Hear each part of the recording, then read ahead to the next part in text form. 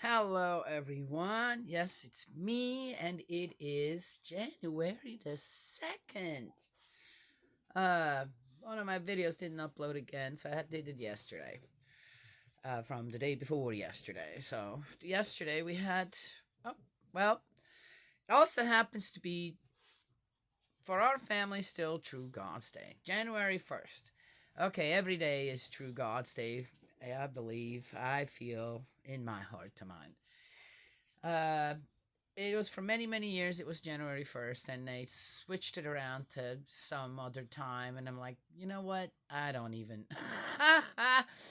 You guys, when you're a part of some organization or a movement, right? And you're kind of just on the sidelines, just kind of a common member, then you just kind of go along with, okay, what? So you want to change that? Nobody asked me. If they would ask me, I'd have said, no, leave it at January 1st. What's wrong with that? Except for New Year's, right? Yeah. There's nothing else going on January 1st. Well, New Year's. Well, so they kind of switched it to the, uh,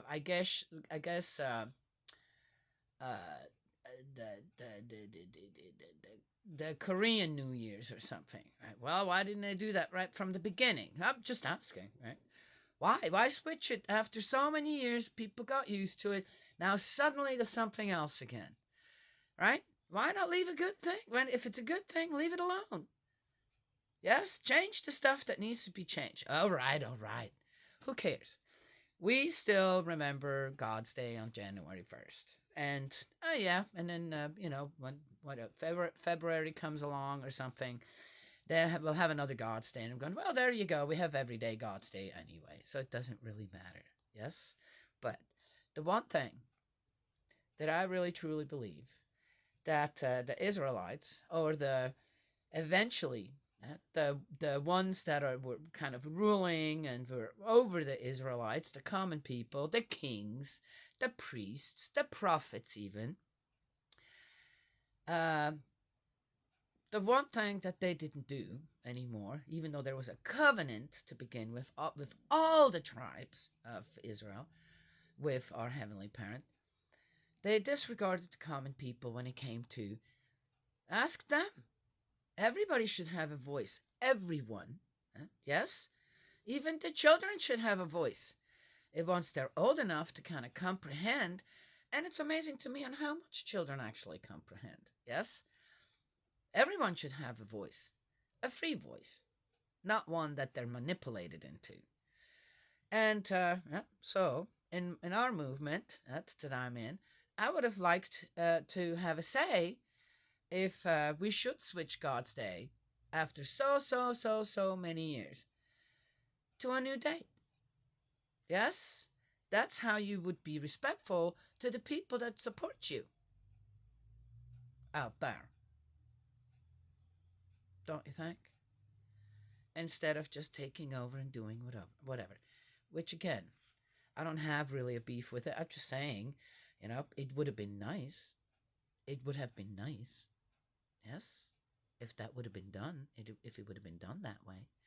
I think that would have been the actual true way to do things, according to how God does things.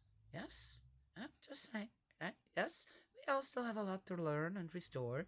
It's okay to say something in a nice way.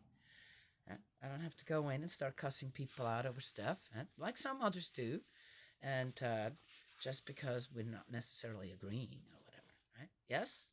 That needs to be taught to people too. Sadly, we have some older members in our congregation who really need to know that too. All right, all right, all right. So, but unity starts with giving a voice to everyone, not just the ones that feel like have one. Yes? All right. I feel like a good sister in faith, Kathy Shaw. Kathy Shaw. I feel like she's right here with me right now. Yes? Yeah. Because that was something we also talked about on one of the visits that I went back to California, and we ended up talking for just about a whole afternoon. Had a great time. Best time. I will never forget that afternoon. It was just amazing and wonderful. And we talked about so many things. And that was one that it's sad that the little ones, we felt like little ones, are not really being heard. Right? Yes, yeah, we're good servants. Good to do the menial stuff, right? Yes. Okay. All right. All right. Oh, didn't mind doing that either. By the way, loved it. Oh, and here we go in the book of Isaiah 49, second song of the servant. This could be the year of not just how do we move forward? We move forward by addressing certain things, then you let them go, but you at least address them. You didn't just throw them aside and said, I don't care. We address them, we say something, do something, okay, and always on the side of goodness. Then that's done. Then we move forward with what we know full well is right. Yes? Okay. Done. Second song of the servant, book of Isaiah 49. Coasts and islands, listen to me. Coasts and islands don't listen. They can't listen. Why would they listen? Oh, that's just the areas of, just address the people. Pay attention, distant people. Okay. Yahweh called me when I was in the womb before my birth. He had pronounced my name. Right, yeah, right. He made my mouth like a sharp sword. He hid me in the shadow of his hand. He made me into a sharpened arrow and concealed me in his quiver. I will never believe stuff like that. I do believe that we sometimes during our lifetime get glimpses of before we were born, actually, as a spirit already in spirit world. I do believe that because I had that happening as well. It's very interesting. But as far as that we already at birth are called or this or that, I do not believe that at all. Because then that means, well, if it's just a few of us chosen, then what about the rest of the babies? Everybody. So it's either everyone or no one. Okay? We have to, that's clear to me. So this does not need to be mentioned at all. Because it's either everyone or no one, and I believe everyone is called. Everyone is chosen to be here on earth once you are conceived. Done. Yes? Yeah. But I also believe that we all start out with a completely clean slate when it comes to our own life. Yes, sometimes we have to carry some of the burdens of our ancestors, but still. In the end, we choose. We get to choose. Freedom of will, never been taken away from anyone.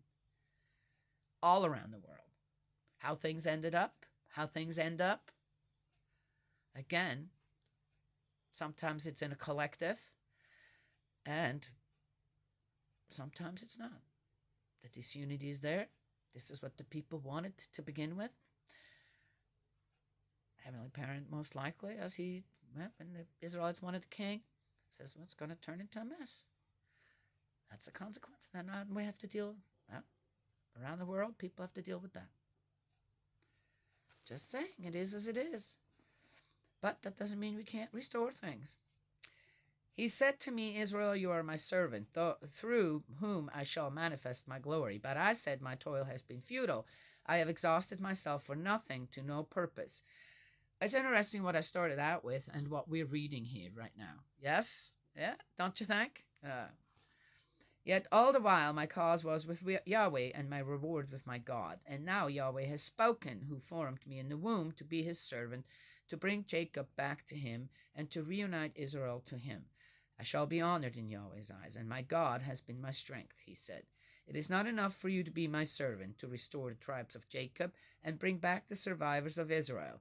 I shall make you a light to the nations, so that my salvation may reach the remotest parts of earth.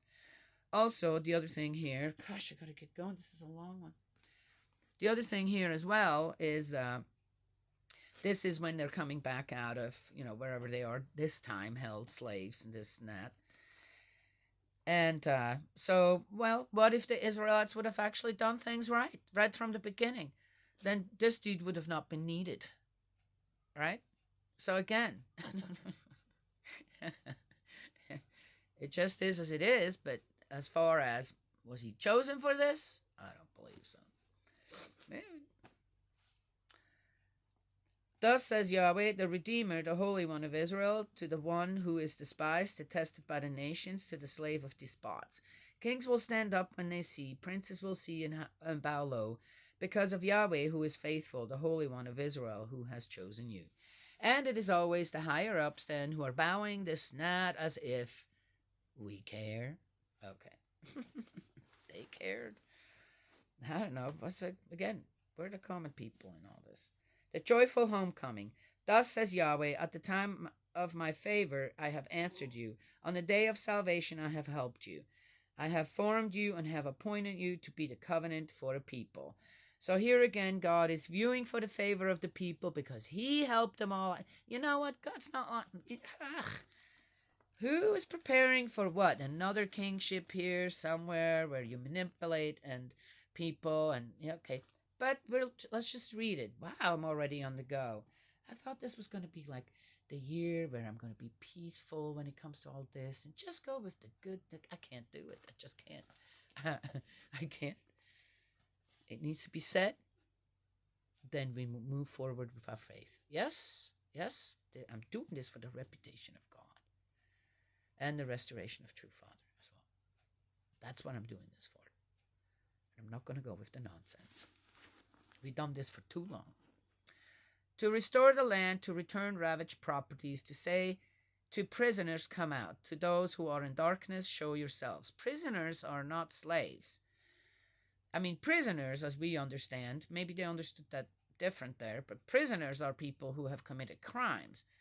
So we don't want them to come out. We want them to stay where they are at. So he's talking about the slaves, the Israelites. What is he talking about?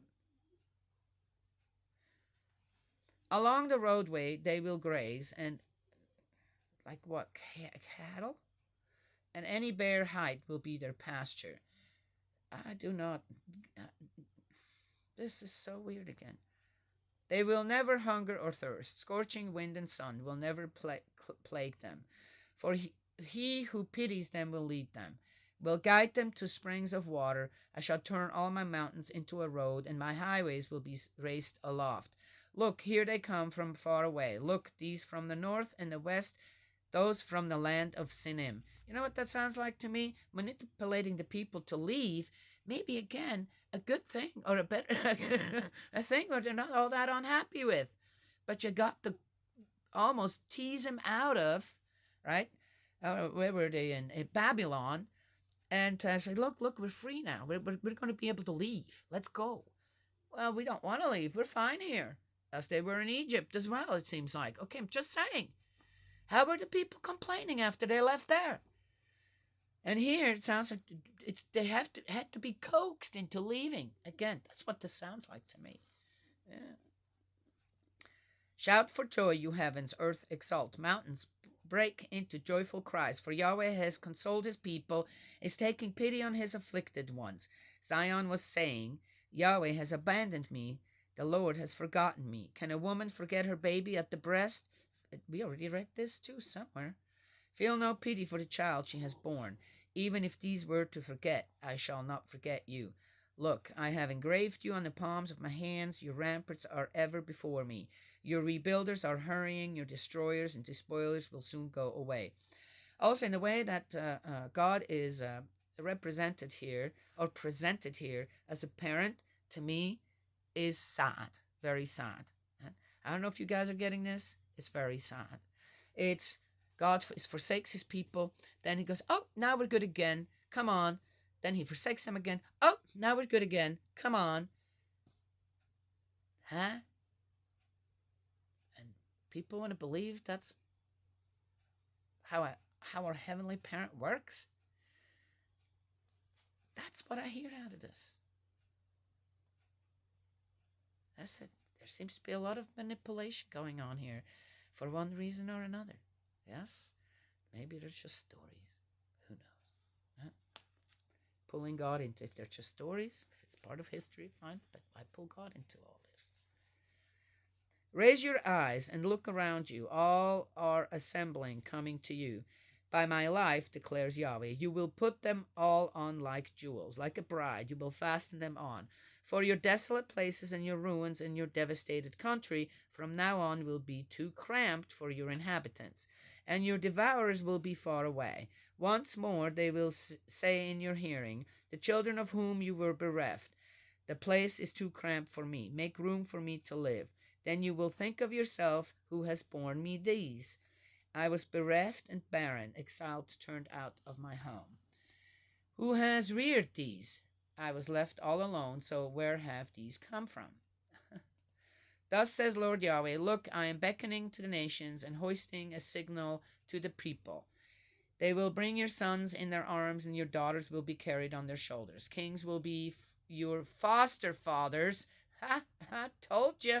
And their princesses your foster mothers. They will fall prostrate before you, faces to the ground, and lick the dust at your feet. And you will know that I am Yahweh. Those who hope in me will not be disappointed. As if. Did you guys just hear this? As if the kings and the princesses will prostrate before them and lick the dust at their feet. Yeah, okay, you know what? Wow, what a way. Can the body be snatched from the warrior? Can the tyrant's captive be set free? But thus says Yahweh, the warrior's captive will indeed be snatched away, and the tyrant's booty will indeed be set free. I myself shall fight those who fight you, and I myself shall save your children. I shall make your oppressors eat their own flesh. They will be as drunk on their own blood as on new wine. And all humanity will know that I am Yahweh, your Savior, your Redeemer, the Mighty One of Jacob. Okay, there you go.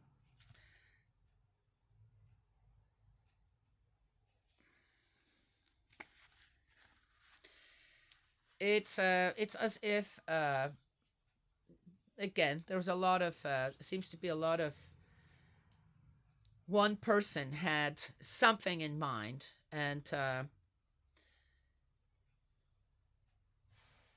it almost sounds as if, yeah, again, but you know what, I'm not going to get further into it, right? It just gets old, doesn't it? Even my talking gets old about all this. It's all right, it's all right, it's a condition, we'll keep going. That is that. Second Song of the Servant. I have a little time, and I have a little time here. So let me tell you the story. Again, I was 17 and went on a trip to Spain and Portugal. We ended up at the beach in Spain, at the beach San Pedro de Alcantara.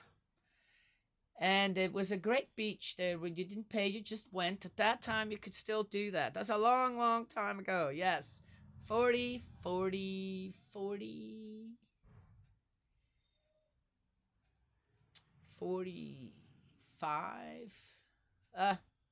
more than 40 years ago.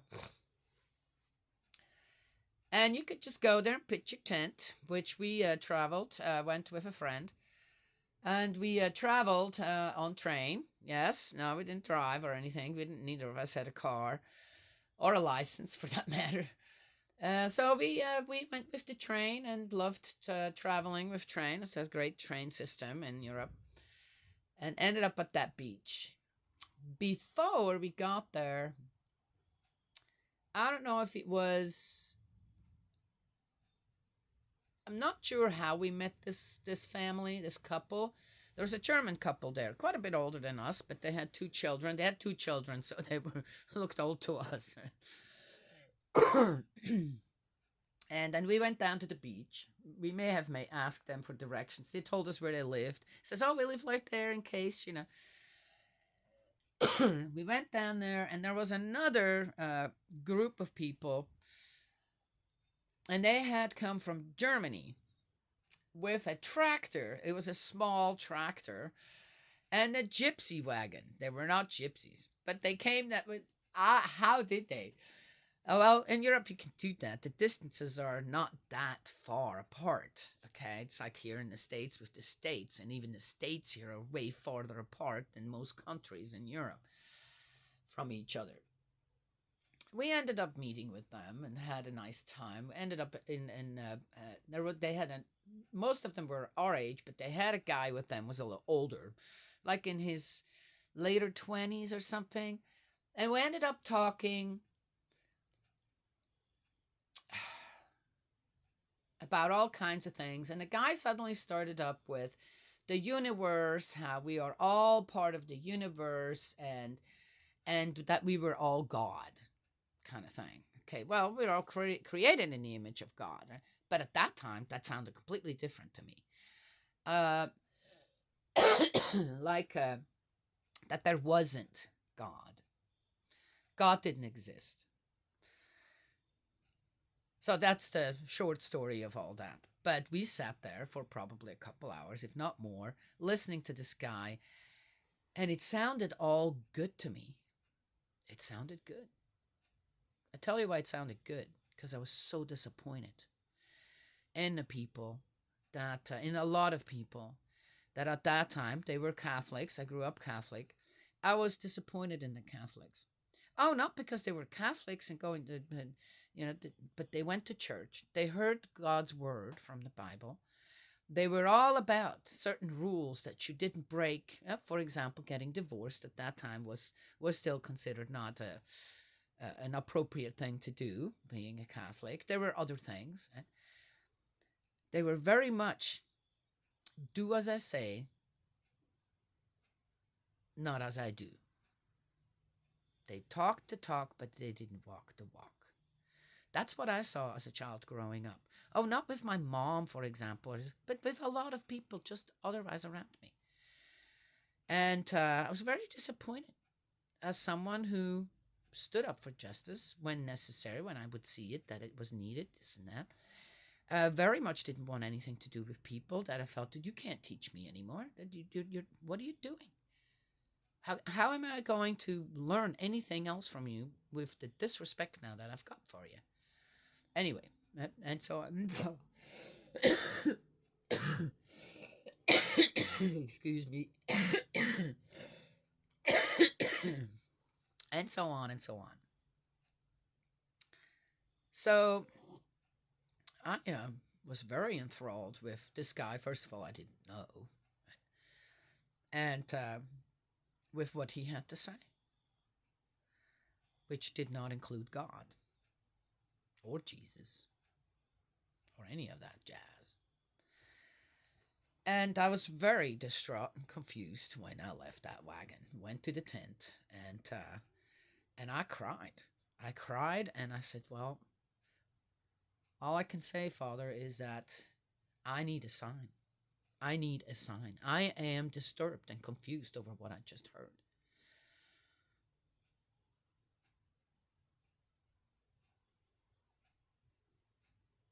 Because, yeah, I couldn't see the faith in other people. Or very few. Too few. The next day,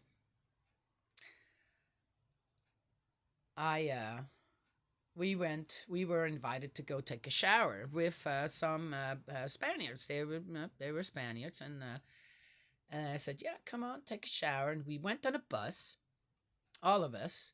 There was about 4 of us, the gypsy wagon people and the 2 of us. And we got on the bus, got off the bus, walked a little ways, and we stood about 200 yards from a row of houses. And there was this door we were supposed to go in. And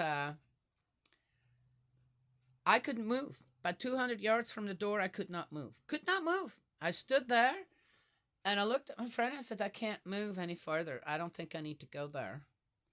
This is not the place for me to go today. And literally, I could not move forward. I could move. Once I made up my mind, I could move backwards, but I could not move forward. It's like something held me to go into that place. I turned around and went back to the bus by myself. and went back, and I remembered this couple, this family. I said, I know where I'm going to go and take a shower. I didn't even occur to me. So why could I not go there? That didn't even enter my mind. I just, I can't go there. I need to go back. Now you guys all have to remember that spiritual life was not new to me or anything. I grew up with 1 foot always in spirit world. 2 feet to begin with, and so to me this wasn't anything, you know, new. It was just, well, this isn't working. All right, it's not working. So turn back. I turned back, remembered that family, and went and knocked on the door just for the off chance in the middle of the day that they would be home, and they were. I said, hey, remember me? Yeah, sure, come on in. I said, can I take a shower? Yeah, go ahead. I went and took a shower, come out, and we ended up talking about God, Jesus in particular, and the Bible for 4 hours. 4 hours. That's all we did. It was amazing. The sign I was looking for, right there. On top of that, all 4 of them, the husband, the wife, and the 2 children, okay, I'm just saying, looked like angels. They had blonde, all of them were just about white blonde, just this clear, just beautiful presence, the whole family. All like, I looked at them before all of them could, they all look like 4 angels to me. Never met them again after that. Well, in any case, so that's what happened, and I walked back to the beach, and I didn't walk. I felt like I was walking on water. I couldn't feel the sand under my feet. I was floating. I was floating back to that beach, which was not too far. It was maybe a half a mile or not even from that apartment building back down to our tent. I floated, and while I was walking, floating back to the beach, I promised my heavenly parent, God, my heavenly Father at the time, that I will never, ever question his existence again. Never, ever. No matter what happens, no matter where I'm going to end up, what I encounter, that my faith would always be there. That the presence of God would always be in my life, no matter what happens. And there was another good thing that I learned that day, that the guidance of God truly is there. I know New Spirit World, but I wasn't quite sure what that was, what that meant, because there were no teachings for that where I grew up. And I learned to be quiet about things from pretty early on, because I realized, oh, other people don't get that. So, but I knew that day, after that day, that I definitely was guided, not just by spirits, but by my heavenly parent, and of course, my brother Jesus. Yes. So there it is. Yep. That's my story, and I'm sticking to it. And then it just got better. It became bigger and greater, and I don't know what. And but that's another story again, right? Yes. Now we're in. I'm getting. Yeah. I was almost 18, considered an adult when I had this experience. I believe that we are guided eventually. Just depends on how we keep on to our integrity as a human being, our faith as a human being, also in others, by the way. That is how we then suddenly become good servants, good instruments, good tools for the side of goodness. Yes, to work for what? Humanity. Yeah. That's all I have to share today. May Heavenly Parent bless, protect you, guide you, embrace you with love. Eldridge, my dearest brother in faith, I love you. I hope you're doing okay. I'm going to have to check in with you. I haven't seen anything, so a little bit worried. And I will. Let's keep praying. Yes, yes. Let's keep praying. And I will talk to you all another time.